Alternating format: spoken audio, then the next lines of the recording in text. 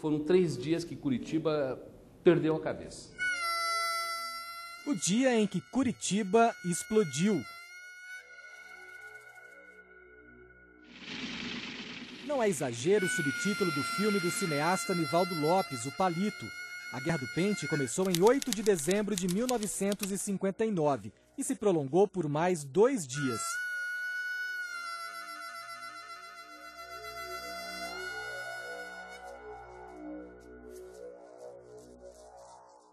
Diretamente ou indiretamente, muita gente conhece, se lembra, sabe do fato e fala assim, meu tio participou, meu avô, não sei o quê. Sempre tem alguma pessoa relacionada que contou essa história de alguma forma. O professor Elísio Marques tinha 14 anos na época e estava lá. Digamos que eu estava lá, estava na Praça Tiradentes.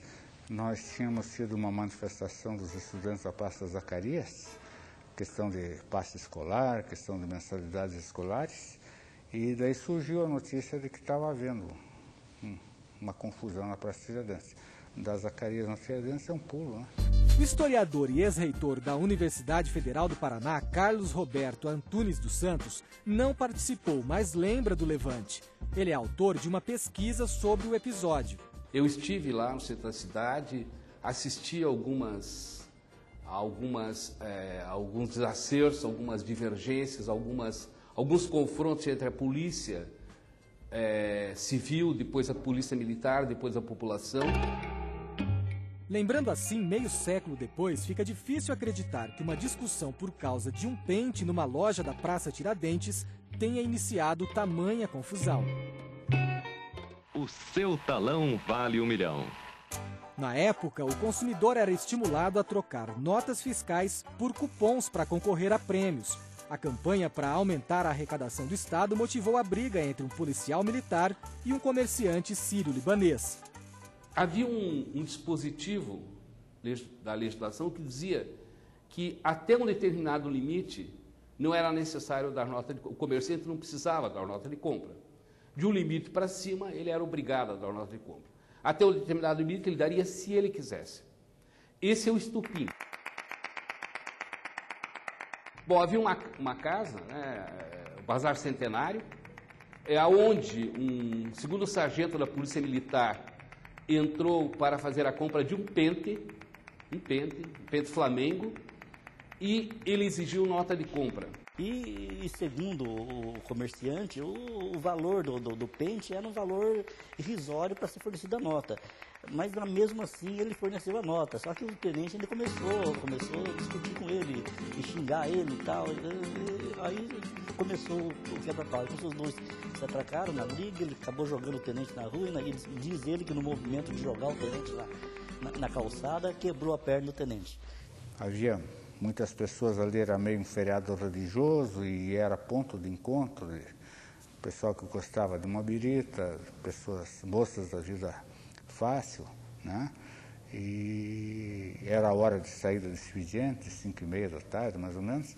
Então foi juntando e o caldo foi engrossando. A população faz o cerco em volta da briga, se revolta com aquilo, né? Entra no Bazar Centenário e começa um quebra-quebra no Bazar Centenário, a população. Aí é que a coisa começa, né? Há um quebra-quebra, e uma grande parte dessas pessoas, após quebrar o Bazar Centenário, passa a quebrar os estabelecimentos comerciais ao lado, principalmente de sírios e libaneses. O que houve? Não, houve um problema aí de uma briga de um turco, um sírio, com um sargento da Polícia Militar. Tudo bem, quem que levou a melhor?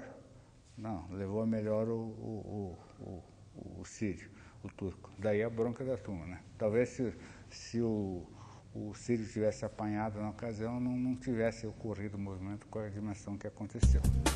No filme A Guerra do Pente, Nivaldo Lopes conseguiu depoimentos de participantes da revolta, entre eles o comerciante Armed Najar, o mesmo que brigou com o policial, iniciando toda a confusão. Pegou a nota, foi até a porta da loja, então olhou para trás e eu fiquei olhando, pensando o que ele está pensando.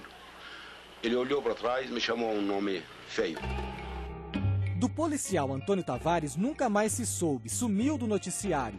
Na época da Guerra do Pente, a Praça Tiradentes concentrava lojas de árabes, judeus, italianos e brasileiros, mas todos eram chamados de turcos. A praça era conhecida como Largo da Turquia. A insatisfação com o predomínio de comerciantes estrangeiros é uma das explicações para o levante popular que se estendeu por todo o centro de Curitiba. A questão do racismo, da xenofobia, é que o comerciante do Oriente Médio tinha chegado recentemente, né, questão de 10 anos, e praticamente tinha tomado conta do ramo de tecidos, ramo de frutaria, ramo de armarinhos em geral. A cidade de Curitiba, durante esse período quase que dessa guerra urbana, ela tem que ser inserida num contexto maior.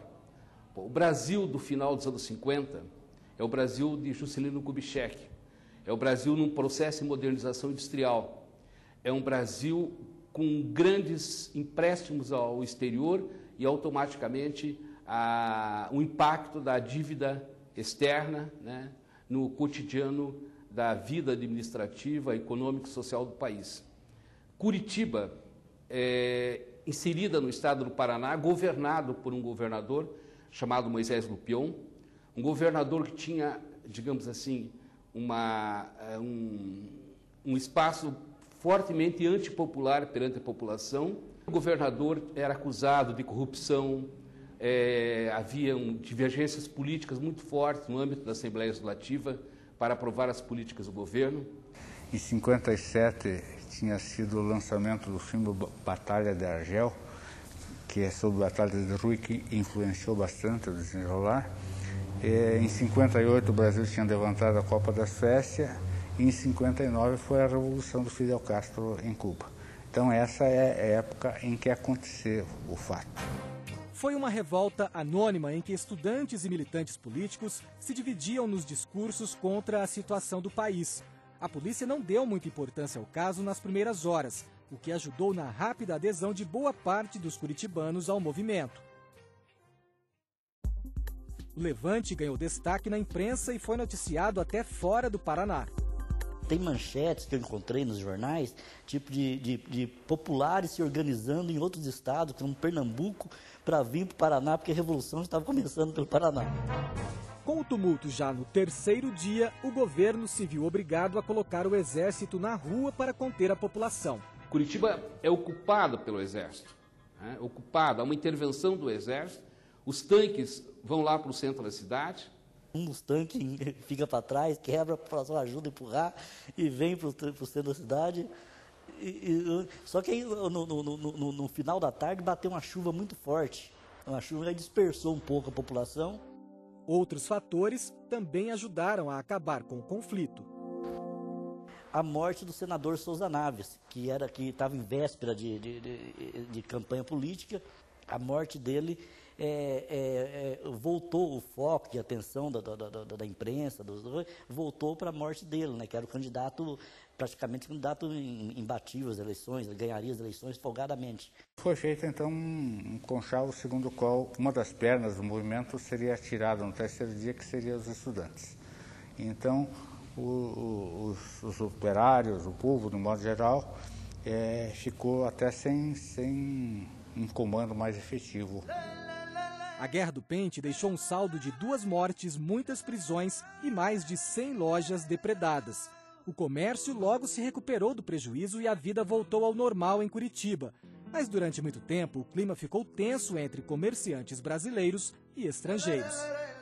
Entender a Guerra do Pente permite com que a gente tenha essa curiosidade de estudar a Guerra do Pente dentro de um contexto maior. Mostrar como que uma cidade como Curitiba, com todos esses predicados de cidade sorrida, cidade da paz, etc., explode.